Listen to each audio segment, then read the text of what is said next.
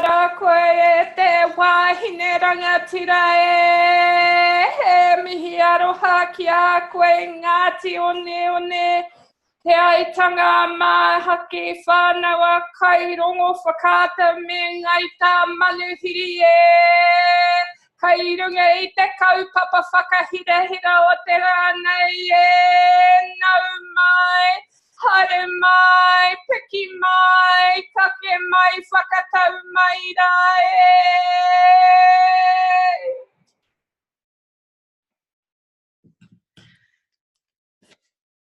Kia ora everybody, he mihi mahana tēnei ki a koutou. Thank you all for coming today and thank you those who are zooming in. This wouldn't have happened 20 years ago, the wonders of modern technology. It's my very great privilege and honour to welcome our rangatira in the takatāpui space, in rainbow youth advocacy, in international politics around LGBTIQ plus communities, in local development kaupapa, in Ngāti. Elizabeth's currently leading the redevelopment of the artwork and the preservation of the artwork and the revamping of Te Poho o Rawiri, one of our main marae in Ngāti. So he mihi tēnei ki a koe e te whanaunga. Elizabeth has just discovered that she actually has a Wikipedia page, such as the importance of this woman and the recognition for her long and dedicated years of service to the well-being of our takatāpui LGBTI plus communities. Elizabeth is the founder and chair of the Tīwhanawhana Trust, a group, a kapahaka performance group, which I'm proud to be a part of, a scholar, an activist within the LGB community in Aotearoa and internationally. She identifies as takatāpui, obviously. You might have to do a bit of fixing of this Wikipedia page. Produced the first major research on mental health and the culture of takatāpui Whānau. Graduated from EIT with a Bachelor in Māori Visual Arts, Te Tai o Ngā Rangi. Yeah, you've done a lot, Whanaunga, a lot. While studying at EIT, focused on mana tūpuna, mana wāhine, and mana takatāpui, the right to live and love regardless of sexual orientation and gender identity, and was the only degree graduate to have a solo exhibition. After graduating from EIT, she spent 5 years researching the development of takatāpui identity in the 21st century at Victoria University of Wellington, arguing that pre-colonial Māori were sexually experimental people who openly accepted gender and sexual fluidity. Since 2017, she's been an active member of the Green Party, promoting suicide prevention, kia ora, anti-violence, kia ora, and healthy relationships and housing for all, kia ora and kia ora. As a kaupapa Māori enthusiast, she promotes strength-based cultural approaches to the needs and aspirations of whānau and community. O mai te paki mō tākuta, Elizabeth.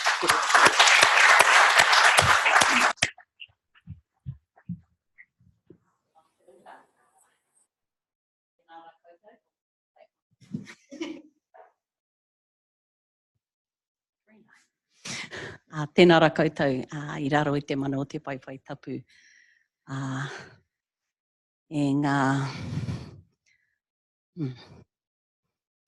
Ka mihi atu ki te mana whenua o tēnei rohe, ko te Aotearoa, kia koutou, kia te kupu Māori mo audience, ngā hunga mā takitaki in other parts of the country, just to acknowledge all of the places that you come from and all the sacred places of all the people and the cultures who are represented here and in other places watching in. Wahine mā, tāne mā, takatāpui mā tipua mā, kia ora koutou katoa e te rangatira keri, ka nui te mahi, ka nui te aroha ki a koe. It's a new thing for me to be live streamed. I usually have this thing where I'm kind of watching the audience to see how I'm doing. So things that I would normally look for, excessive yawning, fidgeting, talking amongst yourselves. There's a whole lot of people here. I can't tell what you're doing. So it's all on you people. I may be victim shaming you into keeping me on track. So I just apologise now. That was a lovely introduction. And so I will not repeat all of that. The things, I got thrown by saying that I graduated from EIT. So technically I went to Toi Haukura. So a really big part of my identity and who I am is as an artist and as a weaver. And so in the work that I do in the world, I always look to see how we can weave together, because there's so many parts of ourselves where we have to pick and choose who we are in a given circumstance. And so in my work, and especially with young people, then we see how do we create spaces, how do we create conversations to ensure that we can be all of the parts of ourselves all of the time. In some ways, it feels like a big ask, and in other ways, I feel like it's a really low bar. But worth always just striving for. So, Tīwhanawhana Trust, yes, there's kind of 4 things I would say about myself on top of being an artist and where I come from in the beautiful Gisborne. My father brought me up to know that it is the centre of the universe. I have no reason to doubt that. So yes, where we're from, home, our iwi, being an artist, seeing the world through an artist's lens. But Tīwhanawhana Trust, it's like my kaupapa tūranga waiwai. It's the place I do all my political work from. So Tīwhanawhana we set up in 2001 to advocate for takatāpui. So that's Māori who identify as lesbian, gay, bisexual, trans, intersex and queer. It's a traditional term, originally does mean intimate partner of the same sex, which we've adopted to include embrace all of us in our diversity today. From that work, I ended up doing the PhD because we needed research, and one of the elders in our community asked me to do that. I had no idea what I was agreeing to. I know when I was even a month up to finishing thinking it would never end, but I'm really thankful that that work has been done, and just want to shout out to all the students here who are still in the midst of their masters and their whatever degree that you're on at the moment. I wish you all the very best and clear writing, clarity of thought and clarity of vision in your work. So the other work I do with Tīwhanawhana is I lead all of our political work. So whether that's in suicide prevention, whether that is in violence prevention, whether that's in youth development, I lead a lot of that. But with my co-chair, my deputy chair, Kevin Honui, who leads all our cultural work, we do many things together. So some of you might be aware that ILGA World is starting, pre-conferences start on Sunday. And that is the Association for Lesbian, Gay, Bisexual, Trans, Intersex and Queer people from around the world. 500 activists all arriving here. So it's very, very exciting. We've been working on this for 3 years, and I'm really thankful when I got asked this that I was already coming here so I could make this time to come and talk to all of you. Another part of that work is I've started this year, I've been planning for a long time, starting to run the development of a national rainbow strategy. So it's something that identifies not just the issues that are facing us, but the priorities we see that need to happen. And I suppose a big chunk of that is absolutely in health and in mental health. We'll pick up on some of that as we go. Another strand of my life is in Arataiahi, is the peak body for youth development. I'm co-chair, have been for the last few years, and at the moment we're reviewing, some of you might be familiar with that, I'm not sure, the principles of the youth development strategy Aotearoa. It was originally created in 2002 by the Ministry of Youth Development with consultation with community. And we are revising it now to say, looking at it from a Māori framework, saying what are the really, really critical things that we need to do, as many of us and many of you will be when you go out into the world and the work that you do, when you're working with young people, what are the principles, the core principles that you use in that work? And I guess all of you already have principles that you live in your life. And I guess it's that thing of being part of a framework, being part of a wider community that's trying to create a movement around those things. The other thing, in my day-to-day job, I work with the police in a project in Gisborne called Whānau ngā pā Kerekere. Even though I believe that there are amazing things about Gisborne and we have huge strengths, we also have some of the worst statistics, particularly around family harm, some of the highest rates of gendered violence against women in the Western, actually probably the whole world, we have at home. And so my role in there, this project was set up to work with police and local iwi to actually try and make a difference for Māori. Because no matter what money they threw at it, what resource, it just wasn't being done well. And so this project is having, within 2 years, really, really remarkable and dramatic results. And because we've got a high percentage of Māori, we seem to have a really high percentage of takatāpui in our area.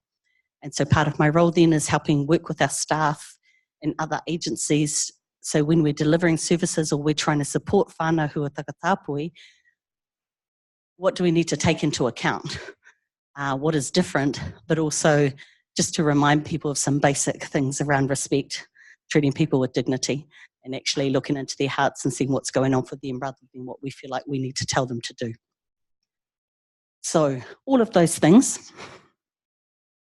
And the last part, I guess, is for the last while, I travel a lot and I'm involved in lots of kaupapa, so I find it really difficult to hold down a job.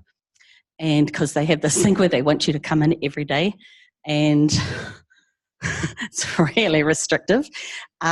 So for a long time now, nearly 18 years, I've run my own consultancy on treaty relations, strategic planning and policy development. I have been told repeatedly, I still choose to ignore it, that not everybody shares my passion for strategy and policy. And sometimes I'm sad about that, but I know we all have different superpowers and I have to respect that. But I always am looking to see how good our processes are. If we have sound processes, if the people who are affected by something we're doing have a role in how we address that, the outcome is always going to work. It's always going to be better. So,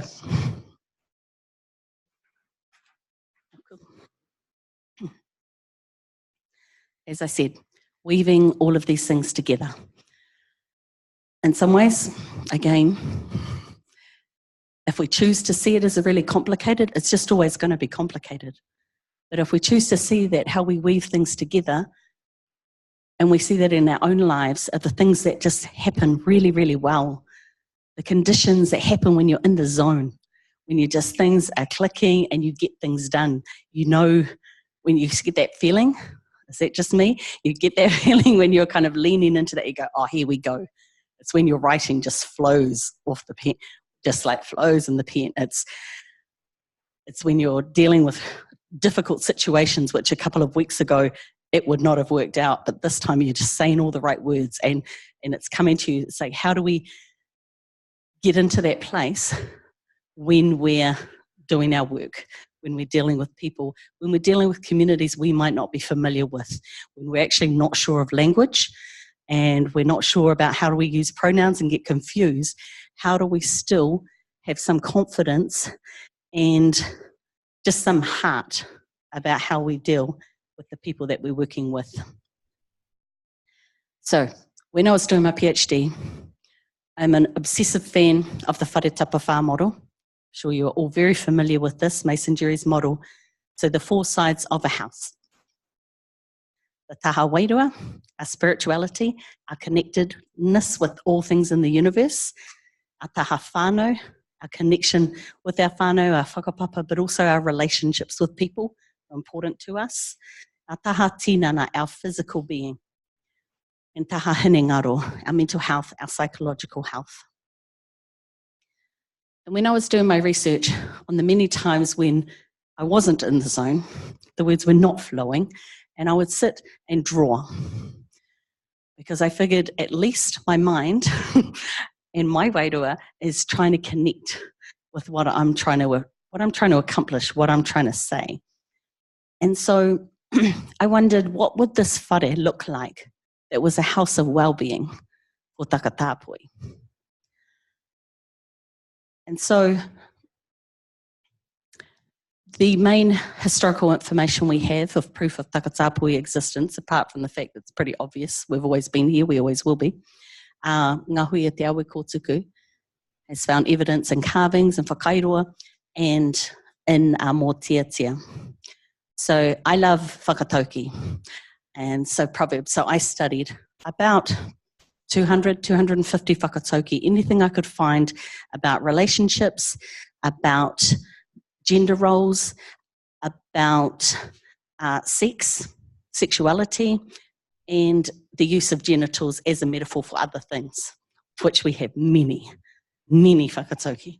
And so, because I'm not a linguist, I'm not a fluent speaker of te reo, I looked at it from the imagery side of things and I drew them.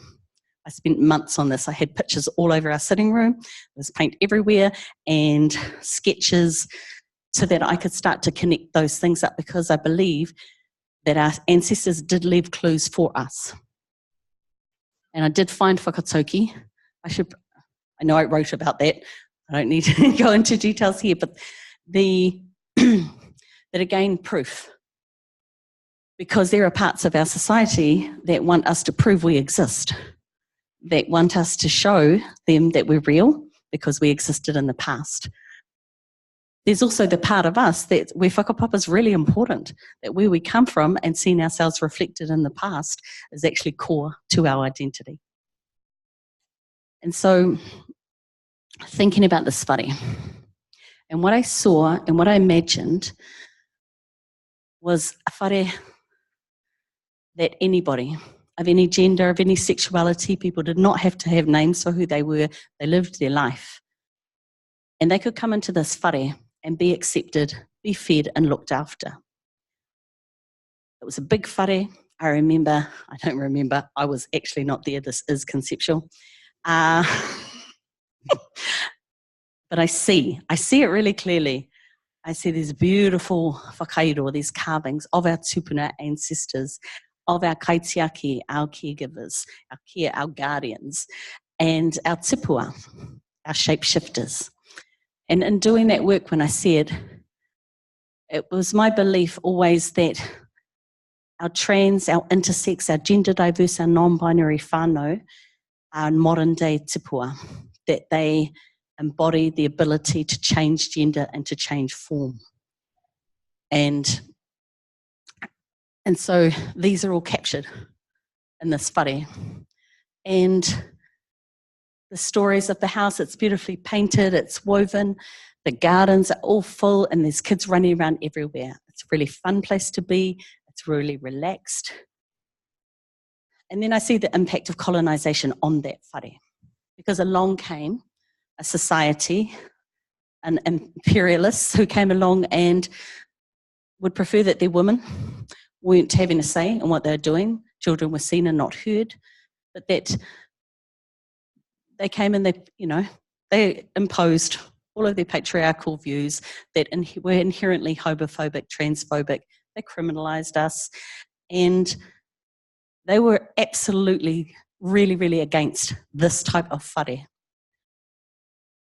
They destroyed the roof so that the rain could get in. They ripped out the carvings. They threw things all over the paintings. They destroyed the weaving. They threw our mats outside so they would rot. They dug up all our gardens.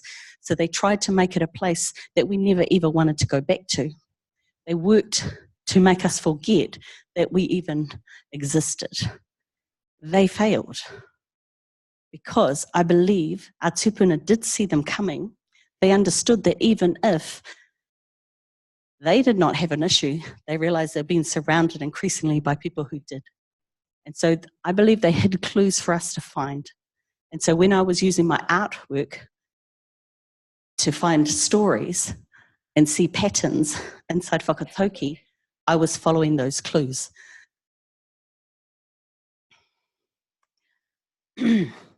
So when we do the work that we do, every time you do training, every time you engage with people in our community, because I'm sure there are many people from our community here as well, and our allies, we start rebuilding that whare.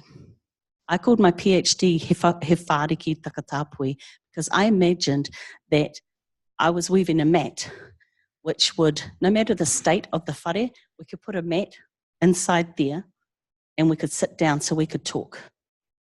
And we had mats, we had whāriki for many, many reasons. There was just every day sit down talk, there were the mats you slept on, but we had ceremonial mats as well for birthing, special births, but also from our warriors stood before they went out to fight and did their final karakia before they left. And so I saw that the research, the work that Tīwhanawhana does was this whāriki. And then all the other organisations, all the other people that do it, slowly we start building this whare back up. And so again, I start to see this whare form. And as the walls go up and we replace the roof, what I see is that we finally have a place to put our photographs at the back of the house. It's our whakapapa. It's our stories of who we used to be. It's recapturing that past, that where we were hidden, we can now be recovered and restored, those memories. The people who even in recent living memory, who use terms for themselves that probably didn't fit, but it's what they had. The new languaging that we have now, especially around on binary and gender diversity, we didn't have those words just a generation ago. We had lesbian, we had butch. Bisexual was still not completely cool for some parts of our community, still trying to get their heads around it. So they are struggling with how we deal with some young people who are now identifying in many, many different ways. But I see that once we realise that the people in our past, people in our own families, people in our communities, actually, those weren't the terms that were familiar for them. They used what they had. But when you just remember who they were, how they lived their life, that was what was important. Language will always evolve, and it's hard work to keep up with it. I work with young people so that I can, because otherwise it's really, really hard. And so, yes, the photos are up on the wall, so we can just remember where we came from, who we want to always have spiritually in our lives. And so wairua, our spirituality, our connectedness, we see that in the whakairo and the carvings. And that is that we capture and we honour the leaders amongst us, the people who have gone before, but people who played particular roles in what we did. And we remember that when somebody is not acknowledged for the sexuality, for the gender, the way that they present themselves, is their mana and their wairua is trampled on. For me, when I realise that if there's anyone here who has children, you know that when they're young, they know what gender they are. They start identifying and calling themselves what they are. And for those who are not fitting into a binary, they know that when they're young. They know they're not this, they know they're not that, they are themselves, but they know they're different. And despite the fact that they may not be around anybody else who identifies like that, and even though there might be negativity, they know who they are. And so for me, then that's pure wairua. That comes from our ancestors, that comes from our atua, from our gods. It says, in this life, this is who you are. You may not have a name for it until you get older. You may not have community and other people, but this is who you are. And that strength that says, this is how I will live my life regardless, for me, that's pure wairua. So when I look at all the trans exclusionary stuff that's going crazy right now, the fact that the second reading of the Act has been deferred because of all the right-wing activism that is happening, funded by the right-wing in the UK and all sorts of craziness, that is pure trampling on wairua, trampling on mana.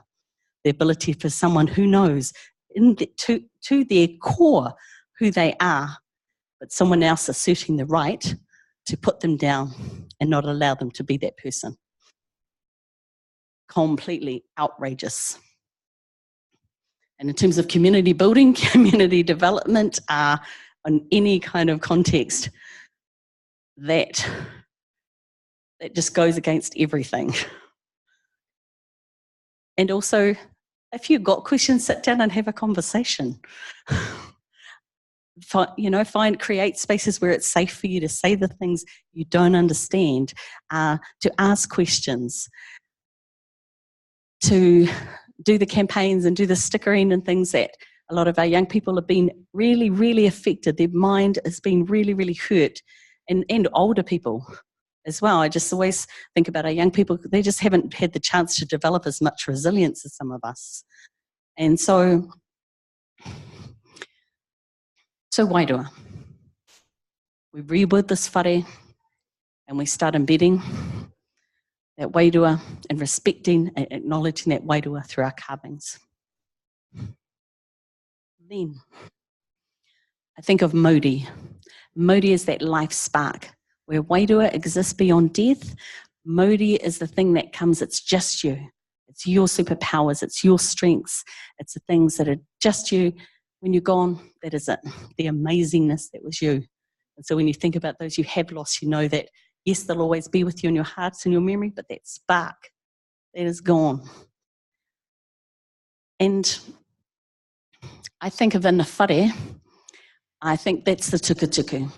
And one of my whare, at Pāko Marae, my father carved the whare, and the pēngao and the harakeke were really, really damaged. And so my father got ribbon of any colour you can think of. He's an artist, he's crazy, but he just said, go for it. And so it is a riot of colour, and I think this is Mauri, this is pure life spark. And what we find, things like ILGA World, things like Pride, is that thing that says, this is me in this world, this is what I'm about, and I want to be seen, I want to be acknowledged, I want to be recognised, and I want to be valued. But so often in our communities, even in rainbow communities, we do not always acknowledge and value and recognise. But it's so, so fundamental. And because, of course, when that doesn't happen, when you stop feeling like there's any hope of being able to live in this world in a way that validates who you actually are, this is what accounts, I believe, for our ridiculous rates of depression, self-harm and suicide amongst our young people, especially amongst Māori, amongst our LGBTIQ young people. And so I think Mauri, this is the place where we create spaces where it's like, absolutely, right here, right now, it is all about you. We see it, we do recognise it, we do value it. And we do that not just once a year, because we're having Pride, we're going to have a march, actually every day, every time you sit down with somebody, when you go out into the world, into your workplace, it's just you in the room with this person who's presenting to you. And you have to read so much from that encounter. And so I say, look for the Mauri. Just look for that. What is their life spark? What do they need you to see and know about them? One of the, would have helped if I had this ready. Some of you might have seen, I did these resources.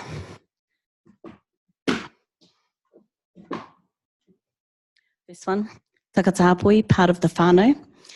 And then the second one, this was done with the Mental Health Foundation.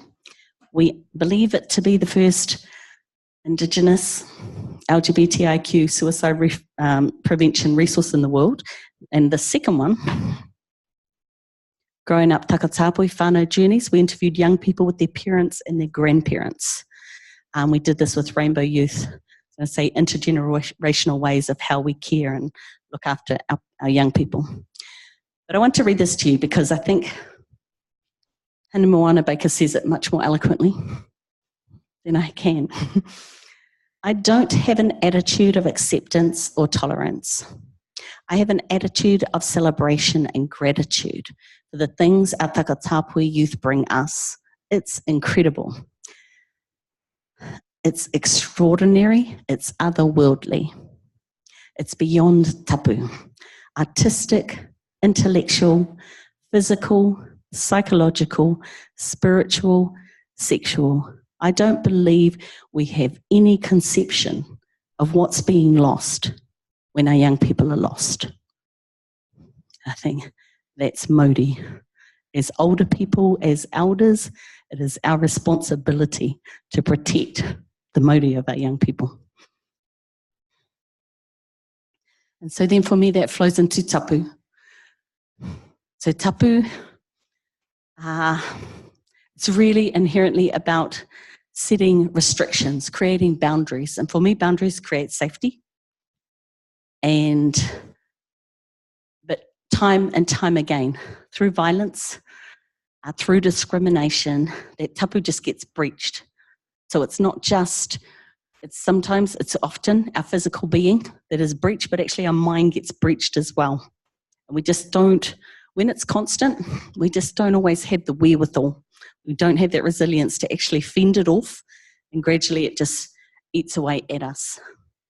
And so I imagine in this whare, in the same way that our young people, our elders weave all of those tukutuku panels that express their mauri, they weave those back together again, so we create healing spaces. When I look at can only be called a drama, outrageousness that occurred with the issue of police wearing uniform in the Auckland Pride March. Be interesting to see what happens tomorrow here. We have not had a lot of what happened over there here. For me, it's an issue around mana, and it's about tapu. It's actually acknowledging that, yes, this is a fun, beautiful visibility day, and people were proud to want to wear their uniform because they're in a workplace that has supported them to be out, to be able to transition. However, that doesn't make up for the fact that right now, harm is still being caused. The tapu of takatāpui, of members of the LGBTIQ community, are still today, that tapu is being breached. And so, I am employed by police. I'm not a sworn officer myself, so I don't have that same commitment, or I don't have a uniform, because as if I would wear one.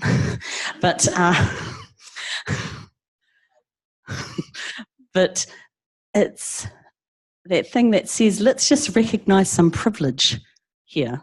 Let's look at power. So when the most powerful arm of the state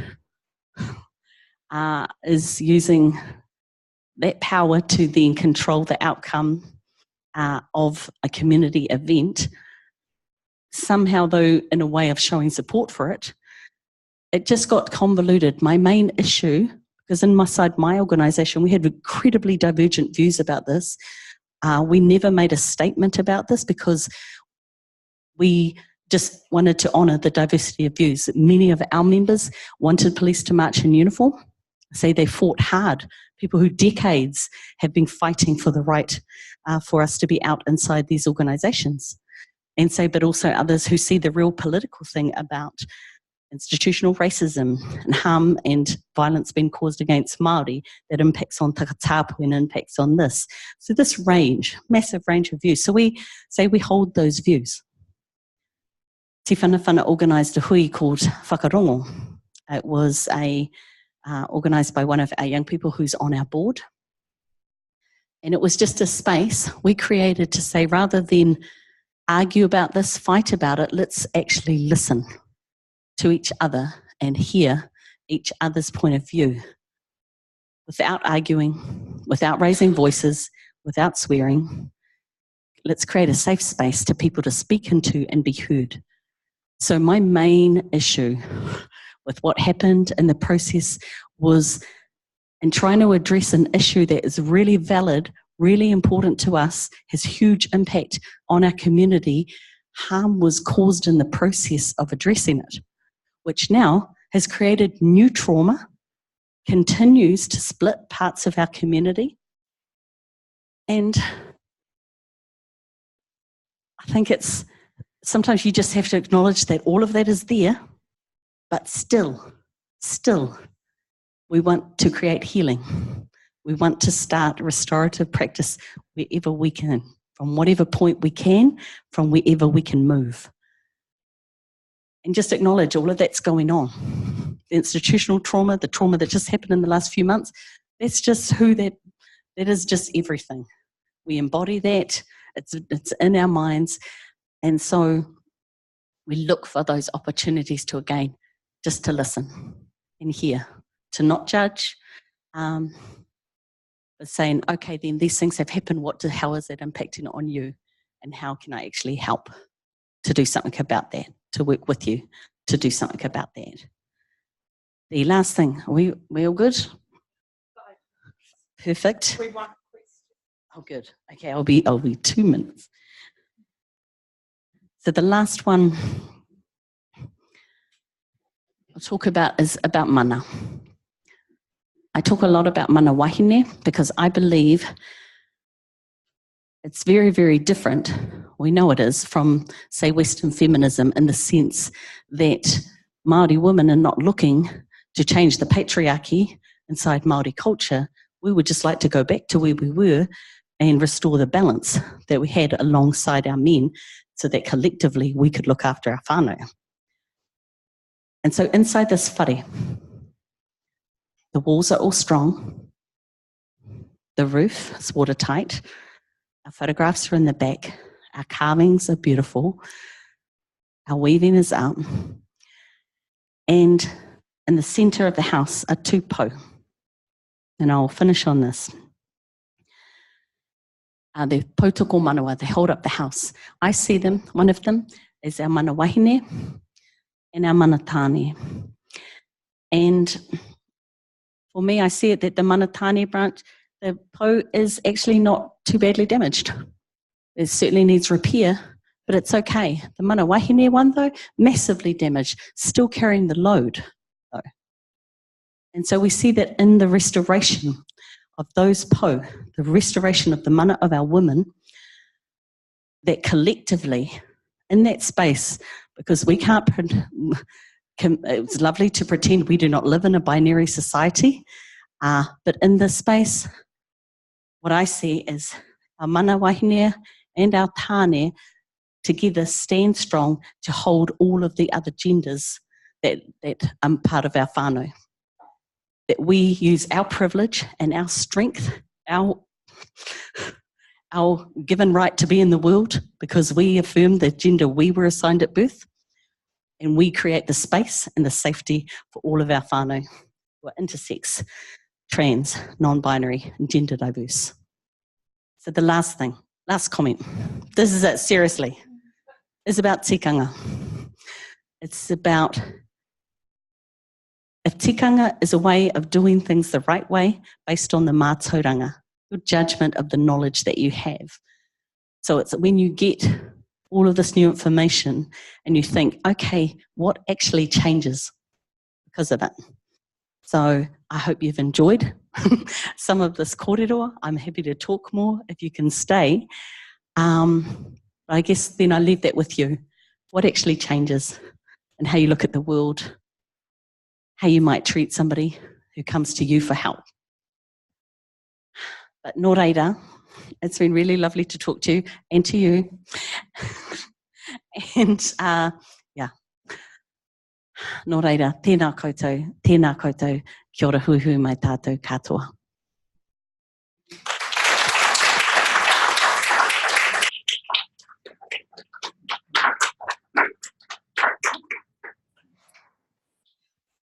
Ngā mihi nui, tēnei kia koe e te tuahine. Nā taku taku sister I hanga I tēnei, I mahi ana tēnei. And just quickly, just want to congratulate you on the 27th anniversary of your wedding to Alofa.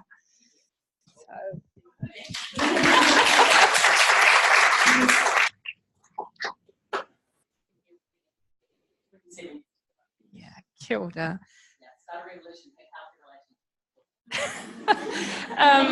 That was magnificent, and I believe that we all could have sat and listened to you for another hour or 2 or 3 or 4.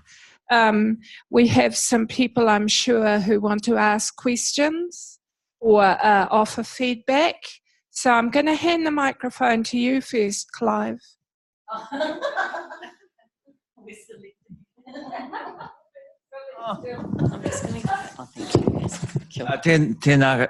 Tēnā koe, irihapati, ka tino nui taka mihi ki a koe, mō tō kōrero, ki a mātou I tēnei rā, nō reira, ko te mihi atu nei ki a koe.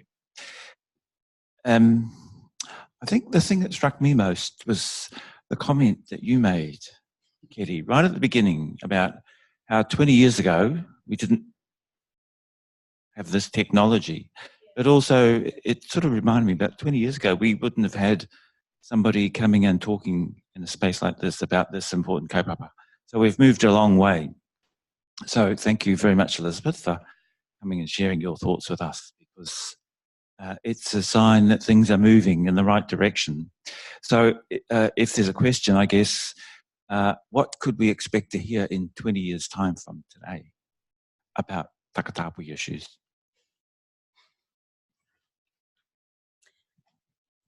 I think we would hope in 20 years that everybody would be pretty au fait with words like the definition of asexual and aromantic and the difference between them. That sexuality and gender is an automatic part of med school and all professions who work directly with people, because actually everybody has a sexuality and a gender. And I guess that analysis that says that, yeah, we would have many more staff. We would know that we have a really safe and welcoming student body, that anybody who comes into the space knows that they could easily do an ethics application and not have weird questions because your topic is to do with something rainbow related. That ones like Keri are not one of the handful in the country who are takatāpui and leading this kind of work.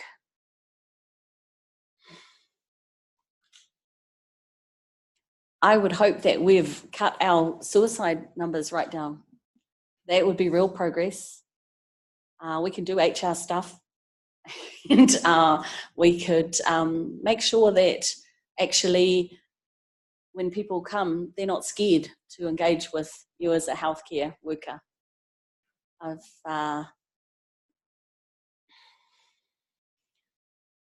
That we have worked closely with community and how we deliver services to them. And in some many levels, of course, the decision about how the healthcare system works out there is not decided here.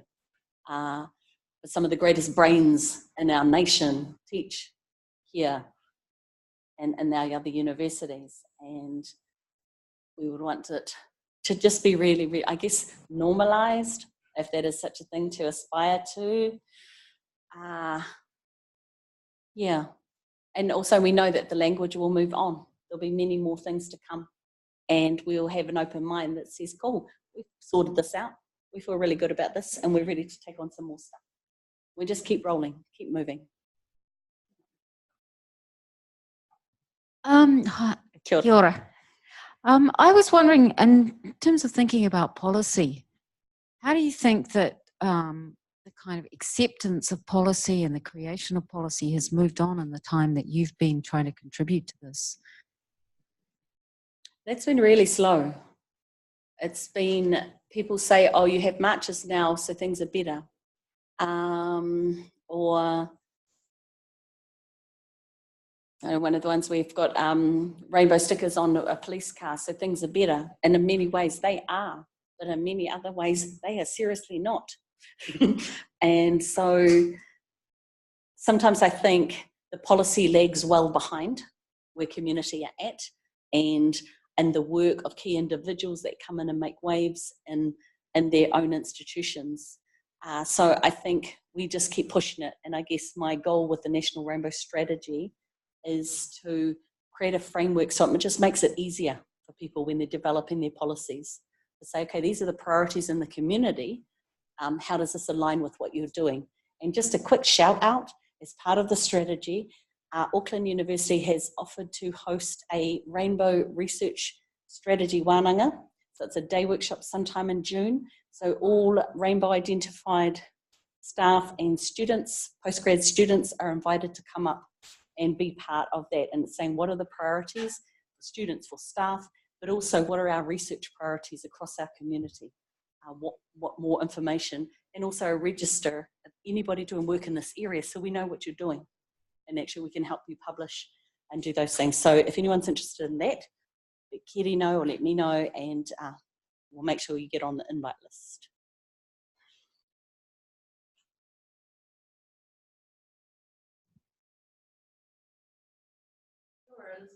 Kia ora.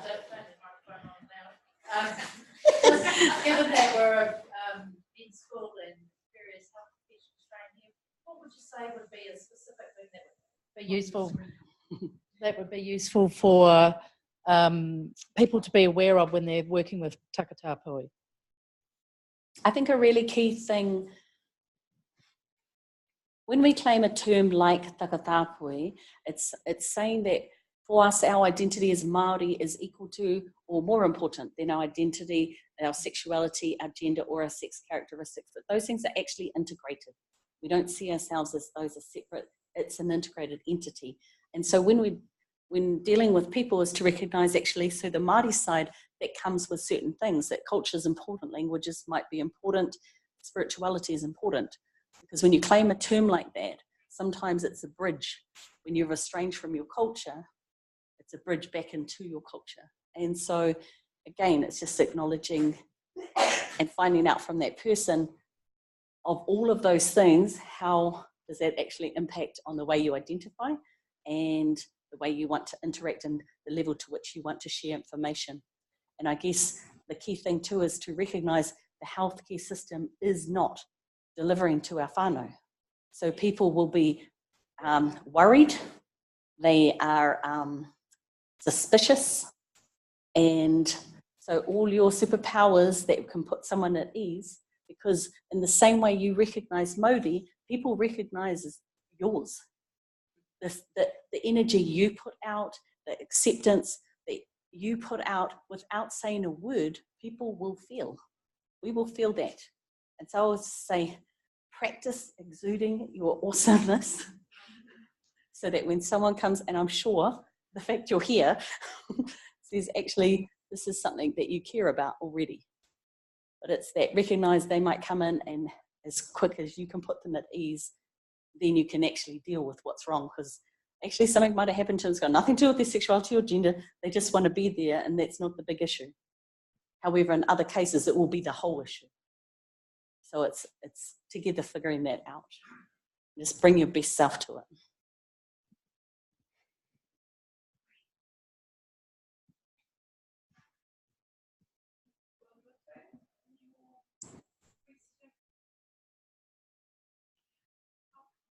Cool.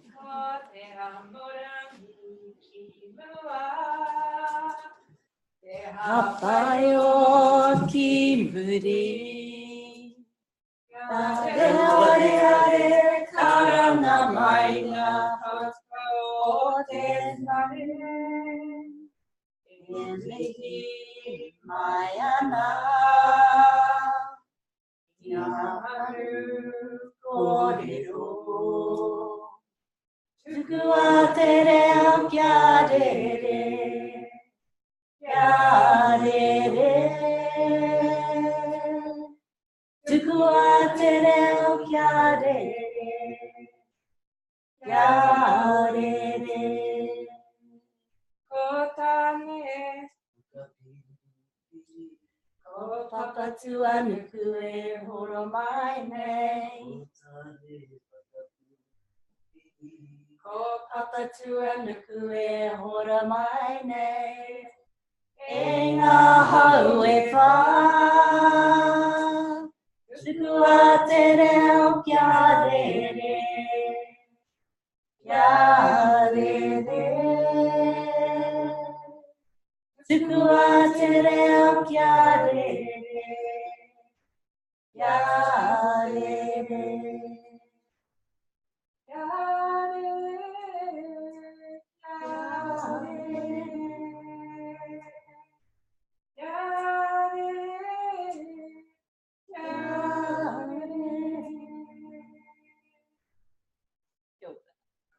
Thank you, people.